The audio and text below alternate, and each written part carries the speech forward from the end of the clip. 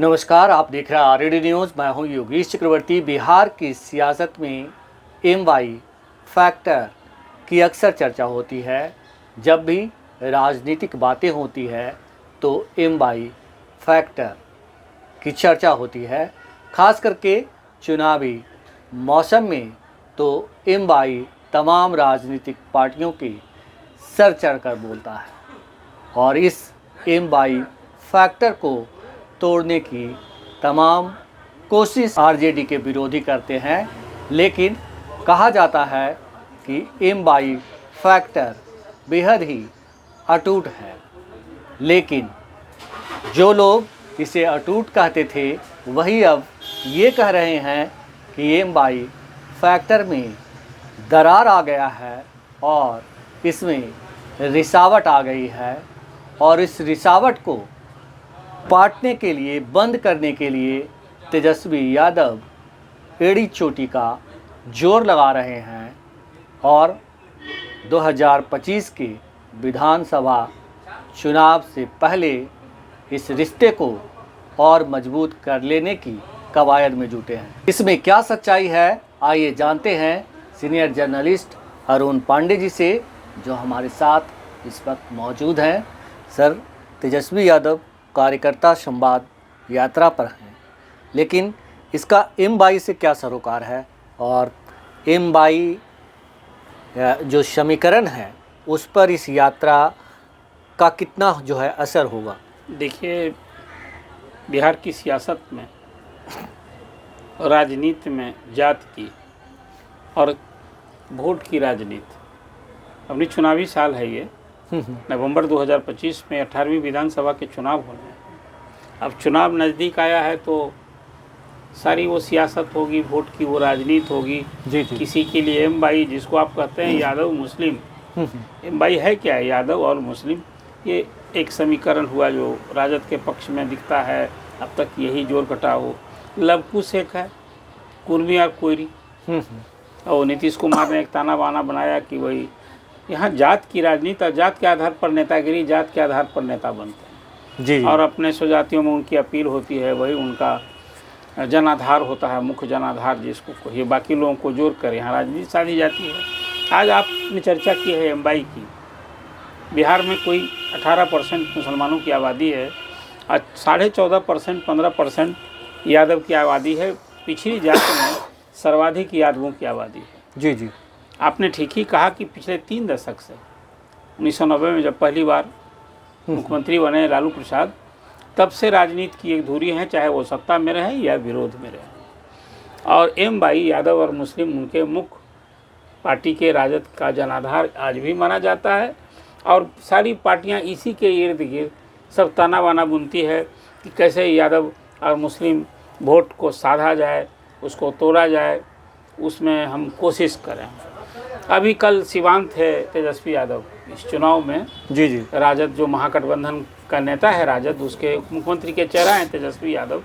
और चुनाव के पहले मुख्यमंत्री नीतीश कुमार जिस ढंग से प्रगति यात्रा कर रहे हैं, वो सरकारी यात्रा है उनकी। जी जी, उस यात्रा में भी राजनीति हो रही है, राजनीतिक बयानबाजी होती है।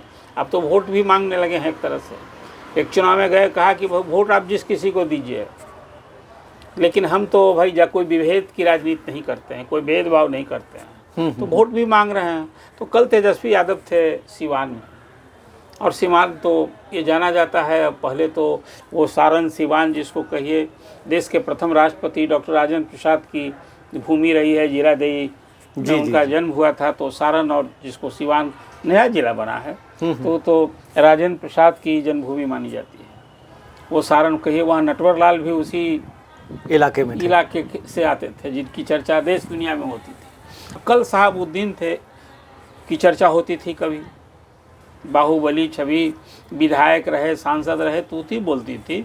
और उस क्षेत्र में कहिए कि समानांतर सरकार और सत्ता चलती थी।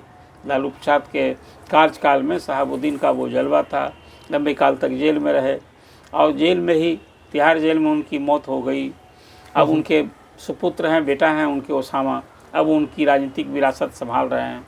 और उनकी धर्मपत्नी हिना साहब ने राजनीतिक विरासत संभालने की कोशिश की। चुनाव लड़ी, लेकिन चुनाव में सफलता नहीं मिली। लोकसभा के चुनाव में तो वो एक तरह से कहिए राजद ने उनके लिए इंतजार किया, टिकट प्रत्याशी बनाना चाहता था राजद, वो तैयार नहीं, निर्दलीय लड़ी। और विधानसभा के अध्यक्ष तब भी कहा गया था कि जो है प्रशांत किशोर ने जो है उनको मैनिपुलेट किया, उनकी पत्नी को, हिना साहिब को, और इस वजह से उन्होंने शायद कहा कि मैं आपको चुनाव जितवा दूंगा। कई और फैक्टर था, खुद भी वो चाहती थी। इसके पहले चुनाव जो लड़ी थी तो वो अपने खुद हिना साहब कहती थी कि हमारे लोग कहते हैं कि आप तो ठीक हैं, आपकी पार्टी बुरी है, वो राजद के संदर्भ में। तो इस बार वो अपनी ताकत से और जो राजद विरोधी वोट है उसको सहेजते हुए लोकसभा का चुनाव लड़ना चाहती थी, लेकिन चुनाव में सफलता नहीं मिली, लेकिन सेकेंड वही रही। जी जी। और जो लक्ष्य था राजद वहाँ नहीं गया। अवध बिहारी चौधरी जो विधानसभा के स्पीकर रहे थे वहाँ चुनाव लड़े और वो हार गए, तीसरे नंबर पर हो गए। जी जी। अब विधानसभा के चुनाव में फिर इसके बाद अब हिना साहब ने और उसामा राजद के साथ आ मिले हैं। अभी उपचुनाव जो हुआ 4 सीटों के लिए, उसमें वो प्रचार करने भी गए थे बेलागंज, इसलिए कि बेलागंज में जन स्वराज पार्टी का जो कैंडिडेट था वो मुस्लिम कैंडिडेट था, और एक लग रहा था कि मुसलमान वोट न बिदक जाए। तो जो मैंने आपसे बात की कि 18% मुस्लिम आबादी, 15% यादव, ये जो एक समीकरण है इसको मजबूत देने के लिए कल गए। वहाँ ओसामा भी थे और उस मीटिंग में अवध बिहारी चौधरी थे, और राजद के और सभी कार्यकर्ता जिस ढंग से तेजस्वी जा रहे हैं, असेंबली वाइज वहाँ वो समीक्षा करते हैं, अपने फीडबैक लेते हैं अपने सिटिंग एमएलए के बारे में, कौन कहाँ से कैंडिडेट होगा। आखिर उन्हें भी तो टिकट लड़ना है, और पिछली बार 144 सीट राजद लड़ा था। बिल्कुल। इस बार भी उसी के आसपास आप समझिए कि लड़ना है। 143 सीट, 144 सीट राजद इस बार भी 140 से कम नहीं लड़ेगा। अब बाकी पार्टियां हैं इधर, तो उसमें बल कल वहाँ ओसामा भी थे और अवध बिहारी चौधरी भी थे। ये एमवाई समीकरण जो है ना, ये जो बीच में कुछ थोड़ा ढीला ढाला हो गया था, लगा कि मुसलमान अब राजद से बिदक रहे हैं, इसको सहेजने की भरसक कोशिश की, और उसी सिलसिले में दौरा का बड़ा महत्वपूर्ण है। हालांकि ओसामा और हिना साहब तो पहले आज मिली थी और साथ आने का भी कोई लाभ नहीं मिला, वो सीट अब हाथ में नहीं रही। जी जी। हार गए वहाँ।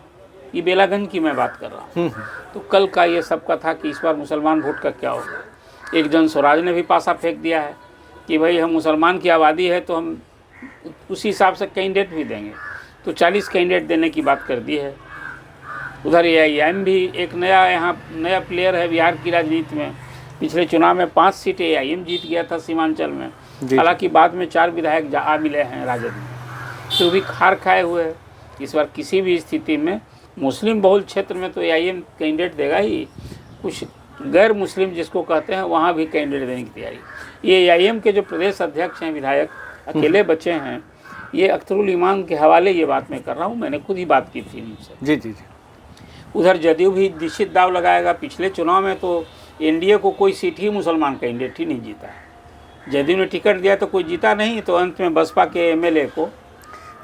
कभी तेजस्वी यादव और ओसामा ये लोग कभी साथ बैठना नहीं चाहते थे, लेकिन अब दोनों साथ बैठ रहे हैं, एक दूसरे से बातें कर रहे हैं।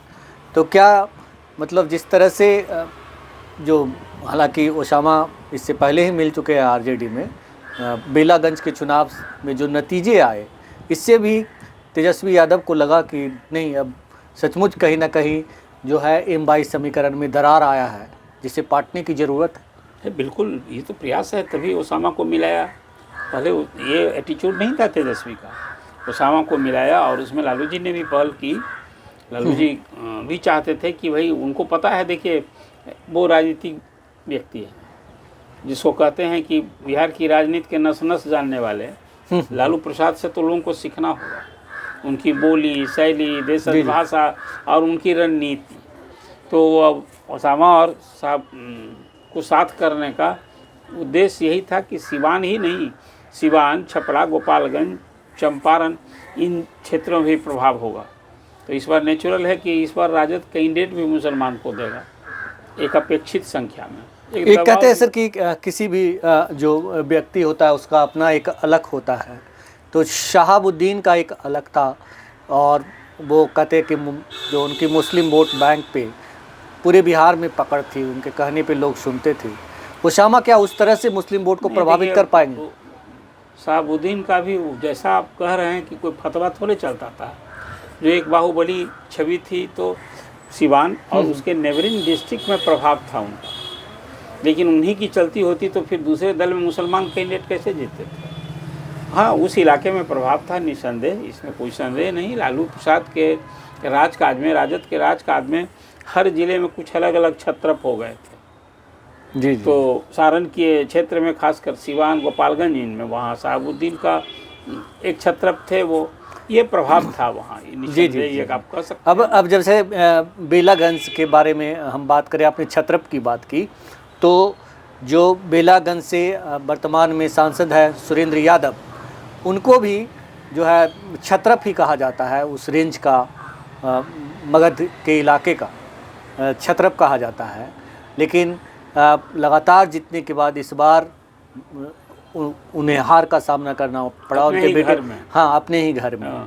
तो ये तो इससे तो ये भी एक संदेश मिल रहा है कि छत्रप की अब ज़रूरत नहीं है। और छत्रप इसका संदेश ये मिल रहा है कि जो वोट समीकरण बना हुआ है, तो अब किसी की लंबी यात्रा होती है तो वो प्रभाव तो घटता ही रहा है। उसी के बीच के भी कुछ लोग खेलते बढ़ते हैं उसी बगिया में, तो चुनौती देने वाला वहाँ कौन जीता है साहब? यदि वहाँ सुरेंद्र यादव के लड़के हार गए चुनाव, तो जीती कौन है? जो एमएलए जीती है वो भी बिंदी यादव। अब वहाँ भी तो जो बाहुबल छत्रप चाहिए, तो कोई साधु सन्यासी वाली बात तो देखिए, एक इस तरह के जो लोग होते हैं, साधु सन्यासी से ही मुकाबला साधु सन्यासी का ही ना होगा। तो ये बात सही है, लेकिन पार्टी घर बैठ जाएगी थोड़े। एक चुनाव में, कोई उपचुनाव में हारने के बाद पार्टी बैठेगी नहीं। तो अब ये अभी तेजस्वी जो प्रयास कर रहे हैं पूरे बिहार में जिलों की यात्रा करके कि अपने पुराने लोगों को जोड़ना, सक्रिय करना इलाके में, फिर इसलिए कि लोकसभा के चुनाव में एक थोड़ी देर के लिए सेटबैक हुआ राजद को कि 70-74 विधायक वाली पार्टी को और 38 विधानसभा क्षेत्र में बढ़त मिली थी। चिंता की बात थी। इस बार तो मुझे लगता है कि राजद अपनी पार्टी में ही अच्छा ऑपरेशन करेगा। कई सारे सिटिंग विधायकों को बेटिकट करेगा। पिछली बार जो मैंने आपसे बताया कि 144 सीट पर लड़ा था, तो निश्चित रूप से कम 5 दर्जन सीट पर वो नया चेहरा पर दाव लगाएगा। जी जी जी, तो वो अलग बहस का मुद्दा है सर। लेकिन जिस तरह से आपने एक नाम लिया, AIMIM के जो प्रदेश अध्यक्ष हैं अख्तरुल ईमान, वो कह रहे हैं कि भाई हम तो और दूसरी जगह पे भी सीमांचल के अलावा भी अपना कैंडिडेट उतारेंगे। ऐसे में ये आरजेडी के लिए कितनी बड़ी चुनौती है। और दूसरी बात कि सीमांचल में जो पिछला रिजल्ट था और जिस तरह से अभी यात्राएं कर रहे हैं, तो सीमांचल में मुस्लिमों को कैसे मनाएंगे तेजस्वी? क्या कुछ है उनके पास एजेंडा या क्या कुछ हो सकता है? मनाने का यही है, उनके बीच जाना, उनका विश्वास फिर से जीतना, उनके बीच के लोगों को कैंडिडेट देना। वहाँ कभी तस्मुद्दीन थे छत्रप, तो उनके सुपुत्र भी कभी MLA बने, MP बने, तो उनके सुपुत्र भी तो हार चुके हैं। वही हार चुके, अभी तो हार चुके हैं वहाँ। अभी तो कांग्रेस का वहाँ किशनगंज जीता था जी। तो लेकिन कुल मिलाकर देखिए, राजनीति तो ख़त्म नहीं ना हो जाती। एक चुनाव में हार जीत से किसी व्यक्ति विशेष का राजनीति तो होती है, प्रयास होता है ना। तो अभी कुल मिला जुलाकर सीमांचल, अभी जो मैंने आपसे AIM की चर्चा की, तो सीमांचल, मिथिलांचल, चंपारण, जहाँ मुस्लिम वोट्स हैं, तो उस हिसाब से कुछ इधर मध्य बिहार में भी जी जी जिसको कहते हैं उनके कैंडिडेट होंगे। तो लेकिन एक चुनौती है जो आपने एक सवाल किया कि MY को इंटैक्ट रखना, और ख़ासकर एक जन स्वराज पार्टी ने जो कह दिया है कि भाई हम तो राजद का जो लालटेन है उससे तेल निकालेंगे, मतलब वो मुस्लिम वोट को चाहते हैं साधना। उसके लिए अभी तो उनकी 100 मोटरसाइकिल से यात्रा चल रही है, वो मुसलमान ही बहुल क्षेत्रों में जी जी जन स्वराज की। तो ये सब कुछ एक प्रयास है, इसलिए तेजस्वी MY को इंटैक्ट करने का भी पहल शुरू कर दिए हैं, अपने कार्यकर्ताओं को भी विश्वास जीतने का, फिर सक्रिय करने का अपने संगठन को वो चाहते हैं कि और बूस्टअप करें अपने कार्यकर्ताओं को। ये एक प्रयास है जो सिवान में जो कल कुछ देखने को मिला। मैं मानता हूँ कि एक वही मूव है कि मुसलमानों में जो एक कहीं बिखराव उन्हें देखना मिला है, कहीं राजद के प्रति कुछ एक मायूसी सी बन गई थी, उसको फिर से रिबिल्ड करना है, फिर वो कॉन्फिडेंस जीतना है, ये कोशिश कर रहे हैं। नहीं, मुसलमान वोट बैंक की बात हो रही है, तो एक चुनौती क्या पप्पू यादव तेजस्वी के लिए नहीं है चुनौती? क्योंकि जिस तरह से तेजस्वी यादव ने 2024 के लोकसभा चुनाव में पप्पू यादव को लेकर अपील की, उसके बावजूद पप्पू यादव न सिर्फ जीते बल्कि उनकी जीत से ये सुनिश्चित हुई कि मुसलमान पप्पू यादव के साथ हैं। देखिए, पप्पू यादव की जीत हुई एंटी एनडीए ना, जी जी, राजद की भी हार हुई, वहाँ महागठबंधन की भी हार हुई और एनडीए की भी जी हार जी, हुई। वहाँ महागठबंधन पप्पू यादव को ही हराने में लग गया था। एनडीए से तो मुकाबला सीटिंग सीट थी, लेकिन पप्पू यादव के लड़ने से जो एनडीए के साथ वोट होता है, वहाँ मुसलमानों में एनडीए को जो सीटिंग एमपी था उसको हराया। पप्पू यादव की जीत, पहला मुसलमान का टारगेट क्या होता है? बीजेपी और बीजेपी समर्थित कैंडिडेट को हराना। तो उस हद तक तो पप्पू यादव के अलावा दूसरा विकल्प क्या था? जो राजद की कैंडिडेट बीमा भारती थी, उसकी जमानत जब्त हो गई। तो मुसलमानों ने तो भरोसा किया, यादव ने भरोसा किया, और तेजस्वी यादव ने यहाँ तक कि कॉल दे दिया था, आपको याद होगा, कि भाई आप यदि नहीं हरा महागठबंधन के कैंडिडेट को आप लोग वोट दे सकते हैं तो आप एनडीए को जिताइए। ये इंडिविजुअल को इस हद तक थी पप्पू यादव को एक कॉल दिया था। लेकिन मुसलमानों ने वहाँ तो जो जीत हुई पूर्णिया में निर्दलीय का, तो वहाँ एनडीए भी तो हारा, एनडीए की सीटें वहाँ गंवानी पड़ गई। ये तो इसको आप इस रूप में भी देखेंगे। जी, लेकिन मेरा सवाल आपसे यह है कि क्या पप्पू यादव चुनौती हैं कि नहीं तेजस्वी के लिए, खास करके सीमांचल में? हाँ, क्योंकि अगर वो उम्मीदवार उतारते हैं। देखिए, अभी तो पप्पू यादव का एक तरफा प्रेम है कांग्रेस से। जी जी, कांग्रेस न भी गले लगा रही हो, उनकी मैडम रंजीता रंजन कांग्रेस की सचिव हैं, ऑल इंडिया राज्यसभा की मेंबर हैं, तो सीमांचल में तो वो मुसीबत बनेंगे ही। परेशानी तो किसी की होगी तो वो पहले महागठबंधन की होगी। और जितना यदि वो अभी जो मैं रुख देख रहा हूँ एक दूसरे के प्रति, तो उसमें तो अभी बीपीए का एससी का ही अभी अभ्यर्थी का सवाल आया तो खुलकर सड़क पर पप्पू यादव थे, राजद को उन्होंने कोसा। तो कुल मिला कर आने वाली जो राजनीति होगी, बिहार में चुनाव होंगे, उसमें पप्पू यादव तो पहले मुसीबत महागठबंधन के लिए ही बने। आखिर अपना वजूद, अपनी ताकत तो सीमांचल में दिखाने से पप्पू यादव बाज आएंगे नहीं। जी जी जी, वही कह रहा था सर।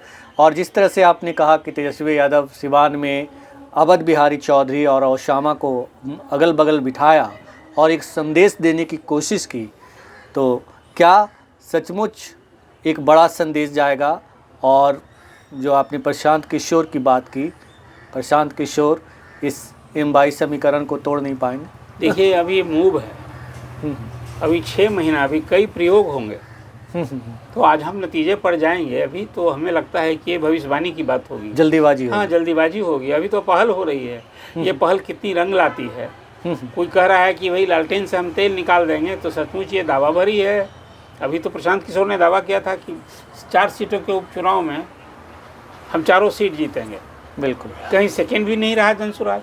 हाँ, इस बार लोग ये श्रेय दे रहे हैं कि भाई जनसुराज पार्टी का कैंडिडेट मुस्लिम कैंडिडेट था, इसलिए राजद हार गया वहाँ बेलागंज में। जी जी, और चलिए एक जगह उसका वोट भी कम से कम जो इमामगंज की भी के बारे में भी वही कहा जाता तो कहा जाए, लेकिन वहाँ भी उसके कैंडिडेट को अच्छी खासी वोट 25,000 से अधिक वोट आए, तो एक मजबूत स्थिति दिखाई। एक जगह जनसुराज का वो दावा प्रशांत किशोर का सच साबित हुआ कि खासकर रामगढ़ में, जहाँ जगदानंद सिंह प्रदेश राजद के अध्यक्ष हैं, उनका लड़का ही लड़ रहा था कि इस बार वहाँ राजद तीसरा चौथा पोजीशन पर होगा। नतीजा तो वही आया, मुकाबला में तो राजद नहीं रहा मुख्य मुकाबले में। बिल्कुल, तो प्रशांत किशोर तो अब लगे हैं। देखिए, उनकी ये कोशिश कि पहले राजद का जो लालटेन है, वो लालटेन से तेल निकालने में कितना सफल होते हैं, कितना प्रभाव दिखा। आखिरी सवाल सर, जिस तरह से चर्चा होती है, मीडिया में ही चर्चा होती है कि जो M22 समीकरण है उसमें कहीं ना कहीं दरार आया है, और जो पहले के मुकाबले जो है अब उस तरह से इंटैक्ट नहीं है ये समीकरण। आपका अपना रिव्यू क्या है? आप क्या सोचते हैं, कैसे देखते हैं? नहीं, देखिए, निश्चित रूप से ये कहा जा सकता है, पिछले चुनाव में जो राजद को जीत मिली, जी जी, वो उसकी खुद की, सिर्फ ये कहा जाए कि उसकी अपनी मेरिट की जीत थी। उसमें और कई फैक्टर काम किए थे, उसमें चिराग का भी फैक्टर था। जी जी, अब वो एक कारण वो भी था कि चिराग का फैक्टर था। एक फैक्टर था जो तेजस्वी ने नौकरी और रोजगार की बात की थी। जी जी, कि हम पावर में आएंगे तो नौकरी देंगे। 5 लाख था ना, 5 लाख 10 लाख नौकरी देंगे, ये भी एक क्लिक किया था। कई मुद्दे ऐसे थे जो राजद को उस समय बढ़ित मिली। नौकरी किस जात, समाज और धर्म के लोगों को नहीं चाहिए, आज बिहार में बेरोजगारी और रोजगार तो एक बड़ा मुद्दा है। तो तेजस्वी का पिछले चुनाव में जो परफॉर्मेंस रहा उसके कई कारण फैक्टर था उसमें। और अब तो नीतीश कुमार का परवान का जो स्टेज था अब वो है नहीं, अब तो ढलान का स्टेट है, चुनौती बढ़ रही है। ये जो चुनाव अभी इस बार वो उनकी कोशिश होगी फिर 2025 के चुनाव के बाद भी सत्ता में, ये कठिन चुनौती मैं मानता हूँ। हालांकि अभी का जो सामाजिक समीकरण है, जो एनडीए का एक कुनबा बना है, वो कुछ सबल दिख रहा है। जी जी जी। जो जात की, जो मैंने आपसे प्रारंभ में चर्चा थी कि बिहार की वोट की राजनीति में जात और जात की गोलबंदी, उसमें जहाँ नीतीश हैं वहाँ बीजेपी भी है, वहाँ जीतन राम मांझी भी हैं, वहाँ उपेंद्र कुशवाहा भी हैं, और वहाँ फिर चिराग का वो बदला रुख, जो पहले बिहार फर्स्ट और बिहारी फर्स्ट करके, बिहार फर्स्ट और बिहारी फर्स्ट करके नीतीश को निशाने बना रहे थे, इस बार अब सब छोड़ के नीतीश फर्स्ट करना है। उन्हें खुद भी जो 30, 35, 40 जो सीटें मिले, अब उसको जिताने के लिए उनकी कोशिश करनी है। पहले तो एक सीट मिली थी, बिल्कुल, तो विधायक जा मिला। बिल्कुल बिल्कुल। तो आपका कहना है सर कि तेजस्वी यादव के पास अपॉर्चुनिटी, अवसर बहुत सारे हैं, अब देखना होगा कि वो इसे भुनाते कैसे हैं, किस तरह से जो M22 समीकरण में दरार आया है उसे पाटते हैं, और जो उन्हें अवसर दे रही है तमाम राजनीतिक दल, जैसे CM नीतीश ढलान पे हैं और चिराग पासवान जो है वो नीतीश फर्स्ट का राग अलाप रहे हैं। तो ये सब मौके हैं तेजस्वी के पास, उसे कैसे भुनाते हैं वो आने वाले दिनों में पता चलेगा। फ़िलहाल इतना ही। आप हमें फेसबुक पर फॉलो करें, यूट्यूब पर सब्सक्राइब करें, लाइक करें, शेयर करें और कमेंट्स कर अपना महत्वपूर्ण विचार और सुझाव ज़रूर दें। धन्यवाद।